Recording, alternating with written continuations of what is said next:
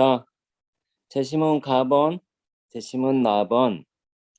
자, 이 두 개가 공유하고 있는 문제의식을 200자 이내로 정리해 보시오. 사실 선생님도 쓰면 200자 이내로 썼는가 안 썼는가는 모르겠어.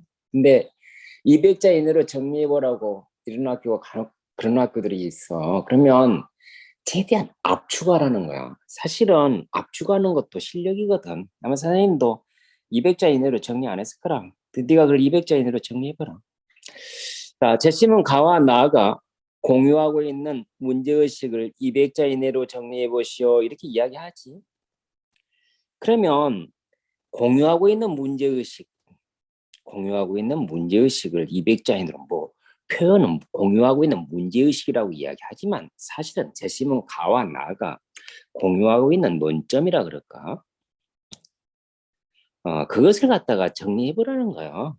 문제의식이 뭐 별거 아니라 재심은 가와 나가 공유하고 있는 공통점을 200자 이내로 정리해 보시오. 뭐 이런 거야. 자, 그러면 이걸 한번 말 그대로 문제의식을 주요한 개념의 형태로 정리를 해보자. 사실은 정리해보라는 것은 뭐니? 두 개의 글을 읽고 공통되어진 부분을 요약 정리하라는 거야. 그냥 그 논술 시험 문제 첫 번째 요약 정리, 그 유형에 해당되는 거라고. 그러면 이런 것을 쓸 때 글 쓰는 전략이 다 있잖아. 재심은 가와 나에 있어서의 공통점으로서의 문제의식이 뭔가 어떻게 써야 되지? 이렇게 이야기하면서 네 머릿속에 있어서의 핵심 개념들을 갖다가 쭉 정리를 한번 해보라고. 그래서 사실 이런 걸 내가 이야기할 때 글들은 이렇게 되어져 있다 그러지 않대. 이거 어떻게 보면 그런 것 같아. 가와 나에 있어서의 내용이 뭘까? 선생님 생각할 땐 이런 것 같아. 역사라고 하는 것이 하나의 구성물이고, 근데 역사란 구성물인데 이러한 구성은 누구에 의해서? 역사가에서. 근데 이들 역사가는 어떻게 되어져? 권력관계의 영향을 받아. 그러니까 역사는 객관적이지 않아. 그래서 이를 받아들이면 편향된 시각이요. 역사는 주어진 자료일 뿐이니까 이제 우리는 역사를 비판적 차원에서 논쟁과 재해석의 대상으로 접근해야 돼. 어쨌든 글이 뭔가 좀 꼬리를 무는 것 같아야 되지 않겠냐? 역사란 구성물인데 이러한 구성은 역사가에서 이루어지고 또 역사가는 권력관계의 영향을 받아. 그래서 결론, 역사는 객관적이지 않다. 그래서 받아들이면 편향된 시각이요. 그래서 역사는 주어진 자료고, 그래서 우리는 그걸 갖다가 비판적 차원에서 논쟁과 재해석의 대상으로 접근해야 돼. 대강 이런 느낌이 들게 해주는 것이 맞아 보이지 않을까? 원래 요약 정리라고 하는 대부분의 글들은 이렇게 되어진다 그러지 않지. 역사란 구성물인데 이 구성은 역사가에서 이루어지고 역사가는 어떻게 되어지니? 쉽게 말해서 권력관계의 영향을 받아. 그래서 권력관계에 받은 이 역사를 그대로 믿는 것은 편향된 시각에 불과해. 그래서 편향된 시각을 벗어나기 위해서는 논쟁과 재해석의 대상으로 접근해야 돼. 이런 형태로 글쓰기를 해주는 것이 좋은 요약이라는 거. A는 B를 갖고 온다. 역사란 구성물이고 이 구성물은 역사가에 의해서 구성되어지고 이 역사가는 권력관계의 영향을 받고, 그래서 권력관계의 영향을 받는 역사는 편향적인 거고, 그래서 이 편향적인 역사를 바르게 접근하기 위해서는 논쟁과 재해석의 대상이 되어야 돼. 자, 이렇게 글들이 꼬리를 무는 형태로 되어졌을 때가 좋은 답안이라는 거예요. 요약 정리해서 기본적인 틀이요. 그래야 있어서의 논리적 비약도 존재하지가 않아. 수능에서 어떻게 되어지니? 영어. 수능 영어 보면 가운데 빠져있는 문장을 찾아내시오. 그럼 그 뒤에 나오는 결론은 뭔가를 유추해 보시오. 이런 스타일이지 않지. 역사란 구성물이고 구성물은 역사가고 역사가에 의해서 이루어지고, 근데 역사는 권력관계의 영향을 받고 권력관계의 영향을 받은 이 역사적 사실은 편향되어져 있고 편향되어진 역사적 사실은 비판적 시각에서 접근해야 돼. 이런 형태로 글쓰기가 되어지지 않겠냐라고 꼬리에 꼬리를 무는 그런 방식으로 써지는 것이 좋은 답안이라는 거. 자, 우리 학생 답안 봐볼게. 역사는 가변적이요. 그건 알겠어. 응? 근데 이 명제를 인정한다는 것은 역사적 사실이 존재하지 않는다고 인정하는 것이 아닌 특정한 인점들에서 쓰여진 역사는 비록 숨막혀서 못 읽겠다. 이걸 숨막혀서 읽기도 어려울 뿐만 아니라 한번 생각해봐. 주어와 술부 관계가 딱 대응되어지는 건가? 아니요. 문장이 이걸 쓰면 어떻게 되니? 문장이 아닌 문장이 되어져. 비문일 수도 있어 보여. 응? 그러니까 어떻게 그 아까 했지 역사란 구성은 역사가에 의해서 역사가는 권력관계에 영향을 받고 권력관계에 영향을 받은 그 역사적 사실은 쉽게 말해서 편향되어졌고 편향된 역사적 사실은 비판적으로 접근해야 돼. 이렇게 오는 형태로 글을 만들어 보라고. 예, 학생에 있어서의 나름 글쓰기 전략이라고 하는 것이 자기 머릿속에 있어야 돼.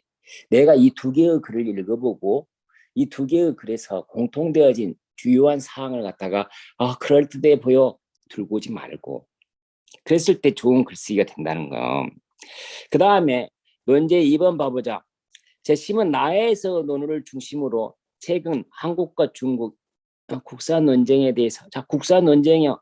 그럼 국사 논쟁은 뭐에 대해서 이루어졌을까? 틀림없이 국사에 대해서 출발했을 거라. 그렇지?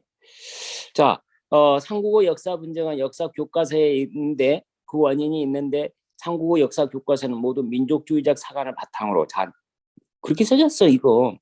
근데 이렇게만 써주면 글이 어떻게 되어지니? 논제 재심은 나의 논의에서 민족주의적 사관이랑 이런 부분이 있기 없어. 그러면 민족주의적 사관에 대한 우리 학생의 설명이라는 것이 필요하게 되어져. 이 글을 엄마가 읽었을 때 전혀 모르는 사람, 항상 좋은 글은 어떻게 되어지니? 전혀 모르는 사람도 너의 글을 읽고 충분히 판단할 수가 있어야 되는데 만약에 생각해보자. 역사 분쟁은 교과서의 원인이 있고 그 교과서는 민족주의적 사관을 바탕으로 세졌는데 그 민족주의적 사관이 뭐겠어? 그 민족주의적 사관이 뭔가를 좀 이야기를 해줘야 될 거 아니야? 근데 그 사관에 의하면 다른 관점을 적용하지 않는 이 다른 관점이 뭐예요? 이 다른 관점이 뭐냐고. 다른 관점에 대해서 어떻게 되어지니 피상적으로 다른 관점이라고 이야기하지 말고 그래 자국의 이해와 대립되어지는 견해 뭐 이런 형태로 직접적으로 딱 이야기를 해주라고. 나의 그런 피상적인 것이 아니라 직접적인 언급을 해주는 그런 형태로 해서 민족주의적 사관에 대한 설명과 각국은 다른 관점, 이 다른 관점이 뭘까? 그래서 역사적 충돌에서 국사 논쟁으로 이루어질 수밖에 없어. 역사 간의 차이가 쉽게 말해서 이 내용은 민족주의 역사 간의 차이라고 하는 거 하나밖에 없어 보여. 그래서 그래 이거를 대강 이렇게 쓰면 꼭 이것이 맞는 답안인가? 선생님도 살짝 모르겠어요. 자, 한국지 시인 간에 일어난 국사 논쟁은 논의에 근거한다면 자국의 이해를 대변하기 위한 국가 권력의 대리인 간의 논쟁이요. 그래서 왜냐하면 국사란 보편적 지식이 아니라 특정 국가의 국민의 역사의식을 구성하기 위한 산물이자 국가의 정책적 목표가 담아있는 편향적인 자료에 불과해. 따라서 이러한 역사에 대해서 논쟁을 해결하려고 하면 하나의 텍스트에 불과하니까 이에 대한 접근은 비판적으로 재해석해내는 작업이라고 하는 것이 필요하고 그래야지만 국산 논쟁이 해결되어질 수 있을까. 자, 선생님 이 예시답안도 약간 좀 부족해 보이네. 선생님이 이 예시답안을 갖다 딱 이야기해 보니까 그래 이런 것은 필요가 없어 보인다. 대심은 나의 논의에 근거한다면 이렇게 중국, 일본, 한국 지식인 간에 일어난 국산 논쟁은 요거 빼고 자국의 이해를 대변하기 위한 국가 권력의 대리인 간의 논쟁이라고 할 수 있는데 왜 그러냐면 국사란 특정 국가의 국민의 역사의식을 구성하기 위한 산물이고 국가의 정책적 목표와 자료에는 편향적인 자료 그와 같은 것이 불가해. 그래서 이 논쟁을 해결하기 위해서는 교과서는 하나의 텍스트고 이에 대한 접근은 비판적으로 재해석해내는 작업이 필요해. 이런 형태로 쓰는 것이 조금 더 좋은 예시답안인 것 같은 생각 들어보이기도 하네. 응? 그러니까 자 우리 학생이 쓴 답안에서 민족주의적 사관 이렇게 갑자기 이야기하지 않는 것이 나오면 민족주의적 사관이 무엇인가를 이야기를 해줘야 되고 각국은 다른 관점 그러니까 이 다른 관점은 뭐요? 자국에서 이해와 대립되어지는 견해? 뭐 이렇게라도 구체적으로 얘기해 주는 것이 조금 더 좋은 글쓰기라는 거. 그 다음에 재심은 답어는 그래 영웅사관에 대해서 해야지. 영웅사관. 이 글은 틀림없이 영웅사관에 있어서의 뭐라 그럴까 단점과 한계에 대해서 학생이 그냥 알고 있다고 생각할 거야. 알고 있다고. 그래서 이걸 200자 이내에서 써보시면 이것도 짧네. 이게 쓰다 그러면 어떻게 되어지? 단점과 그 한계를 명확하게 찝어준다 이런 말이 맞는가? 단점, 한계 이렇게 학생들에 의해서 답안에서는 이 부분을 갖다가 딱 구체적으로 이야기를 해줘 버리라고. 응? 내 답안에 단점과 한계라는 표현을 갖다가 딱 이야기를 해줘. 그래야 선생이 얘가 단점을 이렇게 보고 한계는 이렇게 이야기를 하고 있구나 그런 느낌이 들게.